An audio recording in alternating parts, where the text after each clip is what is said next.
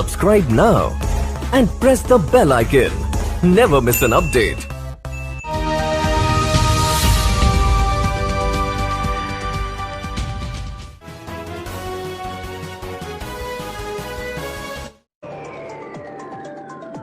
और लगातार आपको दिखा रहे हैं कि मेरठ के सभी हॉस्पिटल किस तरीके से वहाँ पर सोशल डिस्टेंसिंग बनाई जा रही है और कितना इस कोरोना काल के अंदर कितना वो बचाव कर पा रहे हैं पेशेंटों का। और खुद का भी बचाव बहुत ज़रूरी है, ये नहीं है कि पेशेंटों का ही बचाव करना। ट्रॉमा सेंटर भी है और जिससे कि आगे ट्रॉमा सेंटर लग जाता है तो हॉस्पिटल अधिकतर बड़े ही होते हैं। तो जहाँ तक भी शायद आप नज़र पड़ेगी, आप देख सकते हैं कि अंदर तो कहीं हद तक भीड़ नज़र नहीं आ रही। बाहर कुछ लोग ज़रूर हैं क्योंकि तीमारदार जो साथ में होते हैं तो कहीं ना कहीं उन्हें रुकने की जो जगह दी गई है वो इस तरीके से कर दिया गया है हॉस्पिटलों के अंदर। अब भारी इंतजाम कर दिया गया है टेंट लगाकर, तो उसके उन्हें बता दिया गया है कि थोड़ी थोड़ी सोशल डिस्टेंसिंग से 1-2 मीटर की दूरी से आप लोग बैठ सकते हैं।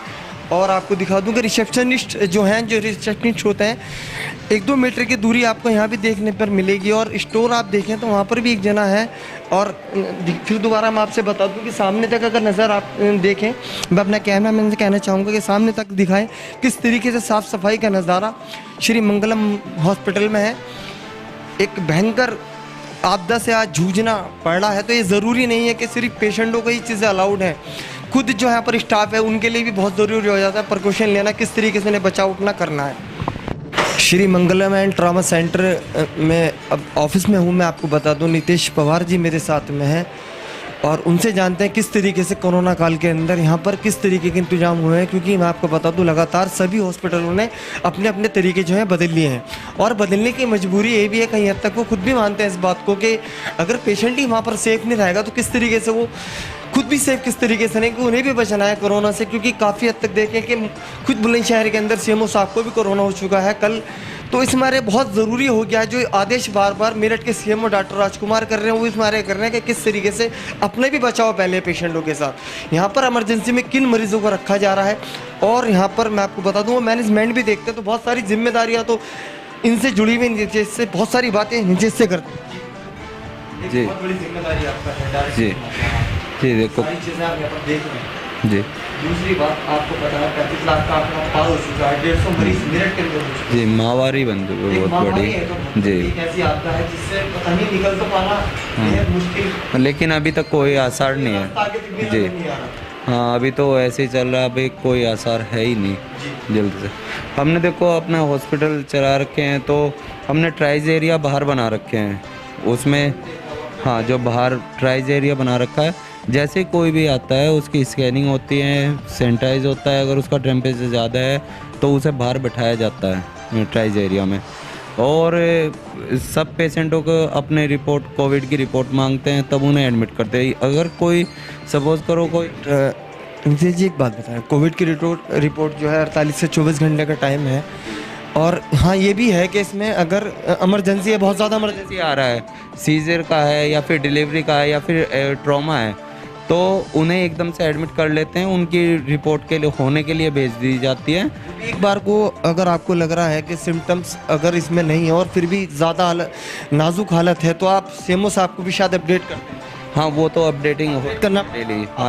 हाँ जी अब अपडेटिंग के लिए सीएमओ साहब ने ऑर्डर किया है कि अपडेट होगी हर हॉस्पिटल से, जो भी प्राइवेट हॉस्पिटल है वो सारी रिपोर्ट्स, कितने पेशेंट तुम्हारे पास एडमिट है कितने नहीं, सबकी चीज़ें सारी चीज़ें अपडेट होंगी वो तो शाम की इवनिंग में। मैंने हॉस्पिटलों के अंदर देखा है कि अब वहाँ पर थोड़ी बेड जो होते हैं हॉस्पिटल के अंदर थोड़ी उनमें भी डिस्टेंसिंग हो चुकी, और तीमारदार तो अंदर अलाउड बहुत कम कर रहे हैं, ऐसा नहीं कर रहे, एक ही पेशेंट के साथ एक ही तीमारदार अलाउड है और वो भी पूरे फिर मास्क वास्क लगाया हुआ उन्होंने। और जो आपके डॉक्टर अंदर जा रहे हैं वो तो खैर पीपीआई किट में, पीपीआई किट सब डॉक्टर्स ने पीपीआई किट पहन रखी है, स्टाफ को पीपीआई किट, जो आईसीयू में स्टाफ वगैरह सबको पीपीआई किट कंपलसरी कर रखी है। और श्री मंगलम हॉस्पिटल में लगातार बने हुए हैं आदित्य कुमार जी मेरे साथ में। आदित्य कुमार जी से भी जान लेते हैं किस तरीके से यहाँ पर अब जो मैनेजमेंट है हॉस्पिटल का किस तरीके से चल पा रहा है, क्योंकि कोरोना काल के अंदर सब कुछ बदल सा गया है और बदल सा नहीं गया, बदल ही गया। तो कुछ बातें उनसे भी जान लेते हैं, चंद बातें। क्या बहुत सारी दिक्कतें, बहुत सारी परेशानियाँ। काफ़ी सारी समस्याएं मेरे सामने आ रही हैं मैनेजमेंट में भी। जैसे कि मैं सभी प्रकार के पेशेंट नहीं ले पा रहा हूं, जैसे कि आप सबको पता भी है। केवल मेरे यहाँ सर्जरी के ही मोस्टली पेशेंट आ रहे हैं, जिनकी मैं कोविड जांच कराने के बाद ही उनको जो है यहाँ पे आने दे रहा हूँ, अंदर एंट्री करने दे रहा हूँ। और समय ऐसा चल रहा है कि मैं बहुत ज़्यादा इस चीज़ में सेंसिटिव हूँ और कोशिश। अगर आप सेंसिटिव हो गए तो आज समाज जो है आपके भरोसे पर है। आज जो पूरा देश एक, अगर आज बात की जाए पूरे वर्ल्ड की बात की जाए तो सिर्फ डॉक्टरों के भरोसे छोड़ दिया गया पूरा वर्ल्ड के 24-24 घंटे अगर कोई मेहनत कर रहा है तो वो एक आपका भी बहुत बड़ा योगदान है। देवदूत बनकर दूसरा भगवान कहा जाता है डॉक्टर को, तो वो आपको कहना गलत नहीं होगा। आप लोग इतनी मेहनत कर रहे हैं कि आपके भरोसे, आज भरोसे पर ही कायम हो चुकी दुनिया। क्योंकि डॉक्टर जो करेंगे क्योंकि कोरोना से बचने के लिए, ऐसा तो है नहीं वो कहीं और जाएगा तो हॉस्पिटल। देखिए, जैसा कि आप लोग देख भी पा रहे हैं कि हम लोगों से जितना प्रयास हो सकता है हम लोग अपनी तरफ से पूरा 100% देने की कोशिश कर रहे हैं।